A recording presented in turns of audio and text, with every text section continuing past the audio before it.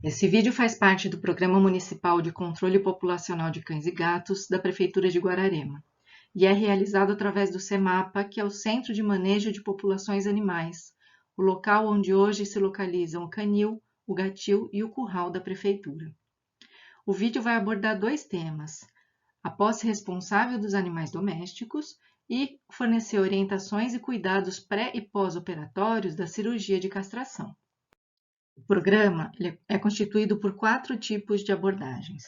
O primeiro seria o cadastramento, que é realizado pela Secretaria de Meio Ambiente da Prefeitura. O segundo seria a atividade educativa, que consiste neste vídeo que vocês estão vendo agora.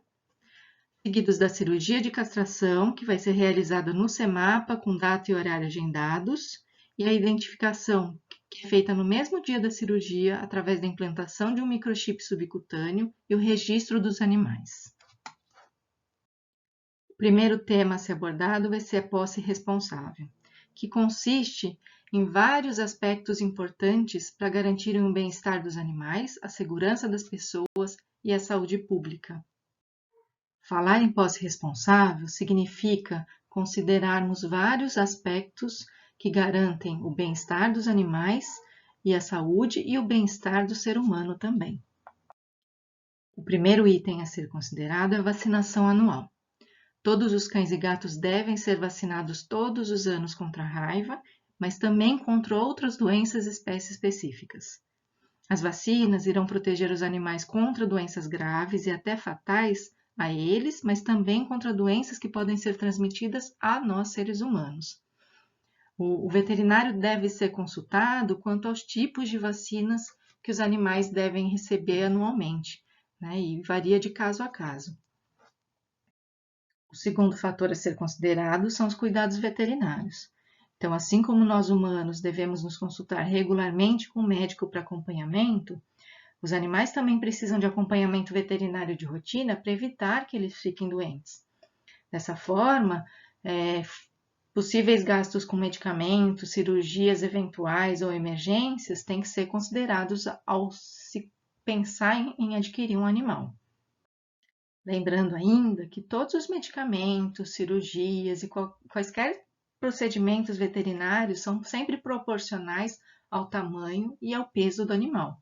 Portanto, quanto maior o animal, maior vai ser o custo para tratá-lo caso ele precise de um atendimento veterinário futuro. Outro fator importante é a alimentação adequada. A melhor opção ainda para alimentar um cão ou um gato é a ração de boa qualidade. Alimentações caseiras costumam ser desbalanceadas nutricionalmente, e assim como em nós humanos, a qualidade da alimentação reflete diretamente na qualidade da saúde do animal. A disponibilidade de espaço também tem que ser considerada, né? Os animais grandes precisam de mais espaço para se exercitar. Portanto, ao se escolher um animal de estimação, é importantíssimo que seja considerado também o tamanho do espaço disponível para ter esse animal, bem como o tamanho do animal e o grau de atividade que esse animal precisa para se manter. E o alojamento adequado também. O animal tem que estar sempre protegido, ele tem que ter um local para se proteger ou para se abrigar contra o frio, contra a chuva, o calor, a insolação, o vento, a umidade. O ambiente ele tem que estar sempre limpo e higiênico, seco. Animais não podem ficar presos em correntes ou coleiras e nem em espaços muito pequenos para o seu porte. Tudo tem que ser adequado à espécie e ao porte do animal. Quanto ao controle de parasitas, a presença de parasitas, sejam eles internos, como os vermes, ou externos, como as pulgas, os piolhos, os carrapatos, os bernes, é prejudicial à saúde dos animais, pois podem transmitir doenças graves, além de debilitar profundamente o seu estado geral, predispondo-os a outras desordens de saúde. E hoje em dia existem muitas opções de tratamento para evitar que os animais se infestem por todos esses parasitas, né? Dessa forma, a mínima infestação, seja pelos vermes ou pelos parasitas externos, hoje em dia não é tolerável e não é admissível. Quanto à higiene, Todos os animais eles têm que viver em condições de máxima higiene, né? Os cães eles devem ser banhados sim regularmente, sem prejuízo da sua saúde, desde que se utilizem shampoos adequados e específicos para a espécie, né? Os animais têm particularidades com relação à sensibilidade da sua pele e pelagem, né? Cães de pelo longo eles têm que ser regularmente escovados, tosados quando necessário. Então, as medidas de higiene dos animais são indispensáveis. Ainda quanto à higiene, mas falando dos gatos, né? Os gatos eles têm hábitos de higiene muito próprios, né? Os animais que vivem dentro de casa, eles têm uma necessidade de uma caixa higiênica com granulado específico para ser deixada à disposição para que ele faça as suas necessidades. Isso proporciona ao animal um ambiente mais higiênico, mais seguro para os seus tutores e permite um melhor acompanhamento do estado de saúde desses bichinhos. Bom, todos os animais eles devem ser mantidos em ambientes permanentemente limpos e higienizados. O bem-estar e a saúde tanto dos animais quanto dos seus tutores também depende das condições de limpeza e higiene em que eles vivem. E lembrando que a manutenção de animais em condições inadequadas de higiene e limpeza configura condições de maus tratos. Assim como nós, os animais também têm a saúde mental, né? E eles têm necessidade de atividades para gasto de energia e socialização. Por isso, é indispensável que se dedique um tempo diário para o contato direto com esses animais, através de passeios, brincadeiras, o simples ato da escovação de pelos, né? Os animais eles também precisam de atenção e contato para eles se manterem socialmente saudáveis.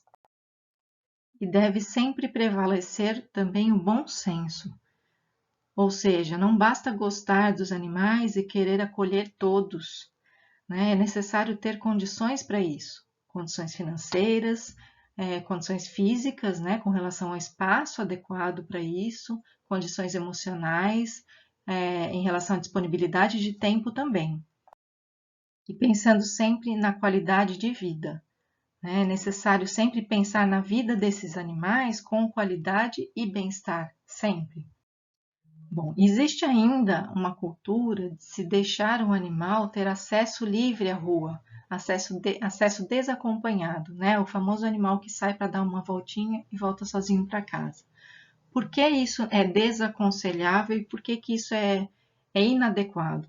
Né? Porque envolve vários prejuízos, né? Desde acidentes por mordedura, né? Que envolvem acidentes com crianças, com idosos, pedestres, motociclistas, ou brigas entre outros animais, acidentes de trânsito, às vezes até com vítimas, né? Doenças transmissíveis aos seres humanos. Então, muitas doenças ainda são transmissíveis dos animais para o homem, como a raiva, como a esporotricose, a leptospirose, toxoplasmose, giardíase, né? Existem doenças transmissíveis também entre os animais, doenças muitas vezes fatais, como a parvovirose, a sinomose, a leptospirose, a gripe, giardíase, enfim, tem uma infinidade de doenças aí que podem ser transmitidas ou adquiridas, né, pelos animais durante esses passeios, né, durante esse acesso livre às ruas. Nós temos que pensar também, mais uma vez, no bem-estar animal, né? Os animais que têm acesso direto à rua, eles podem ser envenenados, eles podem ter crias indesejadas quando não castrados, né? A gente tem muitos casos de abandonos ainda, animais feridos que acabam desenvolvendo bicheiras e outras condições de saúde graves. E aí nós entramos no assunto da castração cirúrgica, que é uma das ferramentas só que nós dispomos para evitar as crias indesejadas e o aumento populacional dos cães e gatos nas ruas ou mantidos em condições de maus tratos. Eu falo que é uma das ferramentas porque tão importantes quanto a castração são os itens que nós falamos anteriormente com relação ao bem-estar e a posse responsável dos animais. Todos esses fatores juntos é que fazem com que no controle populacional funcione efetivamente, com que nós tenhamos menos animais abandonados nas ruas ou mantidos em condições de maus tratos. Vamos falar então sobre essa ferramenta de controle populacional, que é a castração, né, ou a esterilização cirúrgica dos animais. Bom, a castração ela traz alguns benefícios, né, aos animais, além do controle populacional, né? A castração ela também serve como um agente de prevenção para a formação de tumores, né, ou cânceres em cadelas, gatas ou cães, né? No caso das cadelas ou das gatas, existe um fator de proteção para o desenvolvimento de tumor de mama. No caso dos cães, ele evita os tumores de testículo ou de próstata, né? Vai evitar também a infecção de útero, que é a conhecida piometra, né? Uma infecção muito comum nas cadelas ou nas gatas já de meia idade, e cujo tratamento é cirúrgico e é de emergência, e o animal corre um risco de morte bem alto. Os cios indesejados, né, as cadelas e as gatas castradas, elas não têm mais cio, elas têm os cios interrompidos. A pseudociese, né, ou a gravidez psicológica, que muitas cadelas desenvolvem num período pós-cio, né? Então, como existe um fator hormonal determinante para o desenvolvimento dessa gravidez psicológica, né, a castração ela elimina esse problema. Tem o fator comportamental, né? Então, com alguns comportamentos indesejados, né, tanto em cães como em gatos, né, como principalmente em épocas de cio das fêmeas, eles têm uma diminuição considerável com a castração. Além de aumentar a longevidade, né? Ele pode aumentar o tempo de vida, uma vez que ele evita essas doenças todas.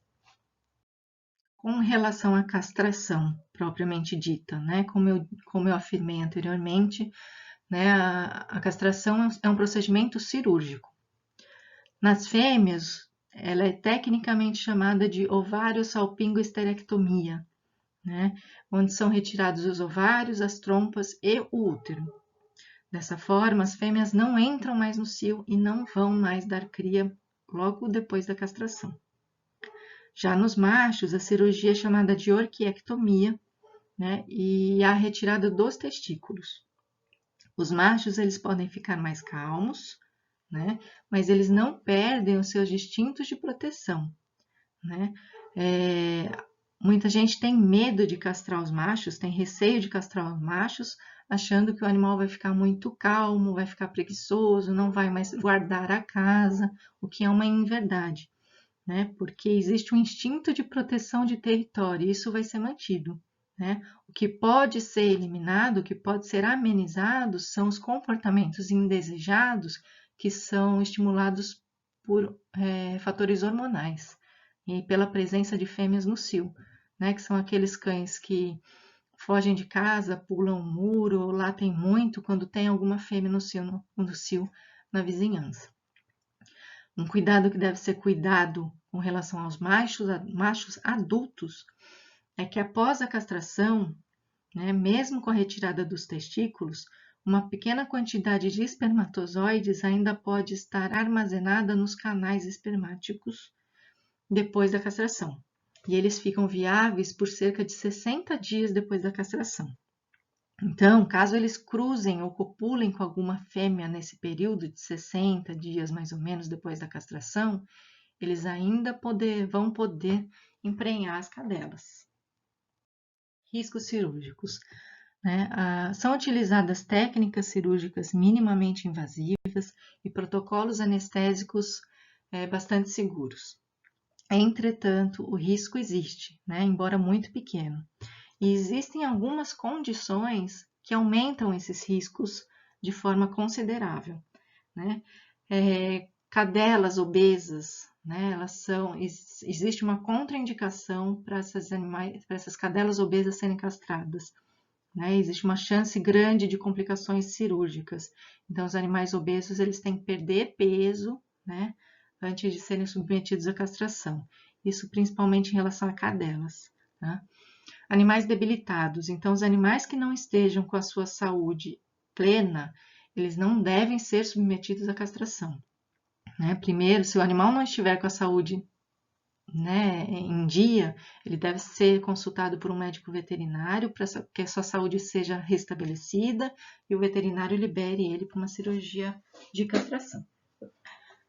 Animais que têm essa infestação por vermes, então os animais infestados por vermes, eles têm a sua saúde comprometida e dessa forma eles não devem ser submetidos a uma cirurgia.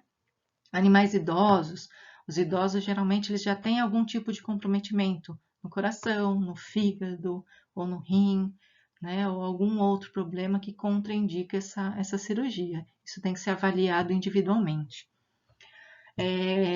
Cadelas no cio ou cadelas prenhes, né? A chance de uma complicação hemorrágica na cirurgia é muito grande. Então, isso há uma contraindicação com relação a essas condições, tá? Também tem que ser avaliado caso a caso.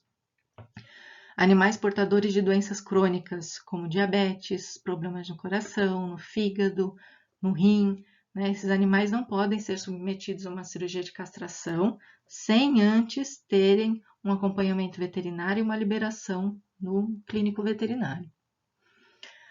E animais infestados por ectoparasitas, né? Mesmo que minimamente um animal infestado por pulga, carrapato, piolho ou berne, ele não deve ser castrado. Por quê? Porque existem doenças graves que podem ser transmitidas tanto por pulgas quanto por carrapatos, né, ou piolhos, né, e essas doenças podem estar inaparentes, elas podem estar sem sintomas no momento da cirurgia, né, e levarem a complicações pós-cirúrgicas.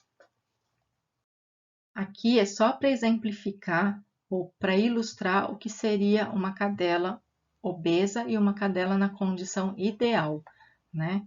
A cadela na condição ideal, ela vai ter uma condição corporal onde a gente observa uma formação de cintura, né? E a gente consegue contar as costelas com os dedos, embora essas costelas não estejam visivelmente aparentes, né? Já a cadela acima do peso, ela não vai ter esse afinamento de cintura e não vai ser possível palpar as costelas com as mãos, né?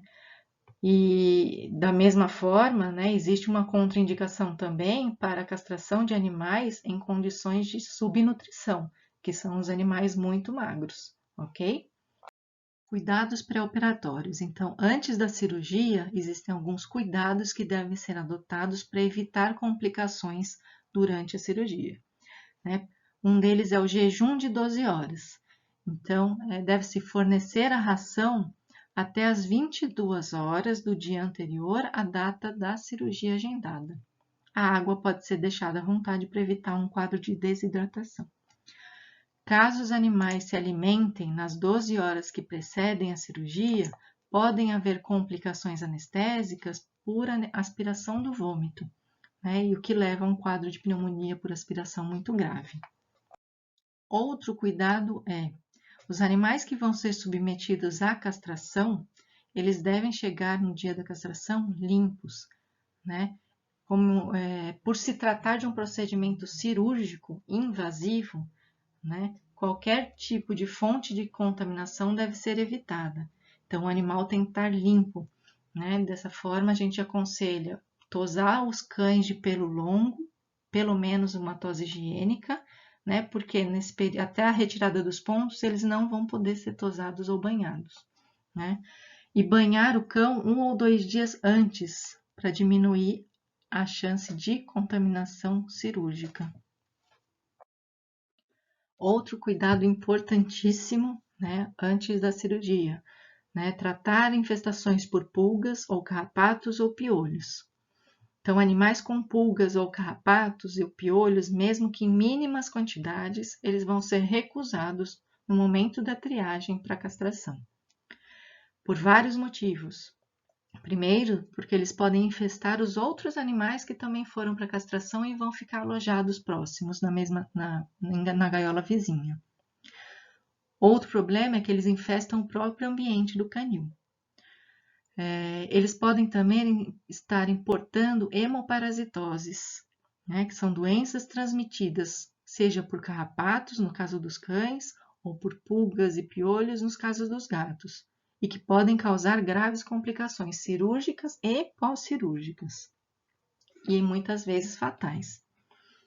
Bom, as pulgas e os carrapatos, eles podem ser também fonte de contaminação durante a cirurgia, né? Porque a gente tem os parasitas circulando no campo operatório, né? E infestações por pulgas, carrapatos ou piolhos não podem ser consideradas normais ou aceitáveis em nenhuma situação.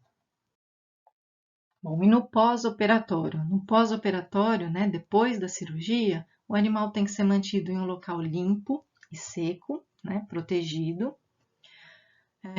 Não se deve deixar o animal fazer esforço para evitar a formação de líquido inflamatório no local e para evitar a ruptura de pontos. Não há necessidade de se fazer curativos.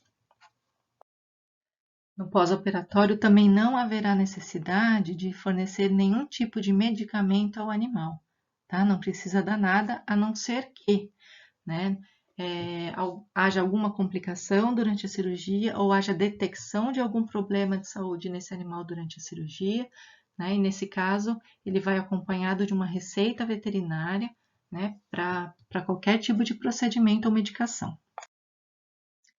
Bom, alguns animais depois da cirurgia, principalmente gatas, cadelas e cães machos, se eles forem muito agitados, pode ser necessário a colocação de uma roupa cirúrgica, tá? Que é vendida em pet shops. Isso para proteger o local da cirurgia, para que eles não arranquem os pontos, tá? Nem todos os animais precisam, né? Geralmente são animais mais agitados, né? Que ficam lambendo o local da cirurgia logo depois. Uma alternativa à roupa seria o colar elisabetano ou o colar protetor, né? Ou o famoso abajur, né? Mas também só se o animal estiver lambendo o local, né? E vocês notarem que ele está incomodado e que ele pode tirar os pontos. Existe uma particularidade com relação aos gatos, né? Aos felinos, né? São animais muito estressáveis, eles ficam muito assustados quando eles vão, né? Saem de casa, né, são submetidos à castração e depois voltam, eles não entendem a situação, ficam muito assustados, né? E a tendência deles quando voltam para casa, alguns é de fugir de casa e ficarem uns 3, 4 dias sumidos, né, por causa do medo. Então, dessa forma, para evitar qualquer complicação, nós recomendamos mantê-los presos nos primeiros 3 ou 4 dias para um adequado acompanhamento do local da cirurgia, tá bom? Para todos os animais, nós recomendamos observar diariamente o local da cirurgia, né, onde ficam os pontos, com relação à vermelhidão, à dor, à secreção com aspecto de pus ou a ruptura dos pontos. Se tiver um pequeno inchaço ao redor dos pontos, é normal, né, por acúmulo de secreção inflamatória, né, e esse aumento de volume vai demorar, mas vai desaparecer dentro de algumas semanas, né? Isso acontece principalmente em animais que não param quietos depois da cirurgia, que eles são muito agitados, né? E por isso que a gente pede para evitar que o animal pule ou corra nos primeiros 5 dias após a cirurgia, que é para evitar esse tipo de complicação. Bom, os pontos, eles podem ser retirados em torno de 10 dias depois da cirurgia, né? E eles podem ser retirados em casa mesmo, através de uma tesourinha de ponta fina, ou se houver dificuldade, eles podem ser levados ao canil, né, para ser retirados lá. Basta ligar antes só para agendar. No mesmo dia da castração, quando eles ainda estão anestesiados, eles recebem um microchip de identificação, que é implantado embaixo da pele, né? Além de receberem um número de registro, que é chamado de RGA, que fica armazenado no banco de dados da prefeitura. Esse microchip, ele é um dispositivo do tamanho de um grão de arroz, ele é implantado através de uma agulha embaixo da pele do animal. E ele contém um número capaz de ser lido, mas somente através de um equipamento de leitura específico. Geralmente existe em clínicas veterinárias, em pet shops ou em prefeituras, É importante dizer que esse microchip ele não é um localizador por GPS, tá? Ele é só um número identificador, ele vai ficar armazenado num banco de dados. A melhor forma para evitar a perda do animal, né, diante de uma fuga, de algum acidente, é através de uma plaquinha de identificação. Né? Então, colocar uma coleirinha com uma plaquinha contendo o nome do animal, o nome do tutor e um telefone de contato é a forma mais eficiente de se evitar perdas dos animais. Hoje em dia existem vários tamanhos, vários modelos, vários materiais e de vários preços também. Então, são bastante acessíveis. Bom, a castração, né? O procedimento de castração, ele é feito lá no CEMAPA, então lá no canil municipal, que fica na estrada municipal Romeu Tanganelli, número 605, no bairro da Capoeirinha. A castração, ela é feita somente em animais pré-cadastrados, com data e horário agendados, e essas datas e horários são comunicados através de contato telefônico, normalmente feitos com uma semana de antecedência. Obrigada pela atenção de vocês.